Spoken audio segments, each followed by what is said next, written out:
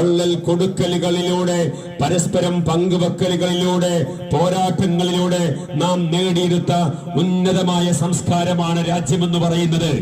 അല്ലാതെ മറ്റുള്ള രാജ്യങ്ങളെ പോലെ, മറ്റുള്ള പ്രദേശങ്ങളെ പോലുള്ള കേവലം ഒരു പ്രദേശം മാത്രമല്ല. ആ ചരിത്രം വളർന്നു വരുന്ന തലമുറ നന്നായിട്ട് പഠിക്കേണ്ടതുണ്ട്.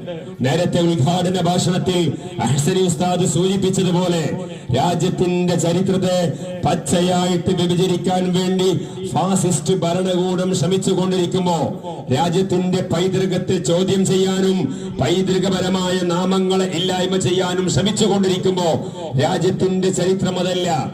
രാജ്യത്തിന്റെ ചരിത്രം എന്ന് പറയുന്നത് നൂറ്റാണ്ടുകളുടെ പാരമ്പര്യമുള്ള സംസ്കൃതിയാണെന്ന് പുതിയ തലമുറക്ക് നിരന്തരമായിട്ട് ഓർമ്മപ്പെടുത്തി കൊടുക്കേണ്ടത് നമ്മളാണെന്നുള്ള ബോധം നമുക്ക് എപ്പോഴും ഉണ്ടാകണം. ഇന്ത്യ മഹാരാജ്യത്ത് 142 കോടി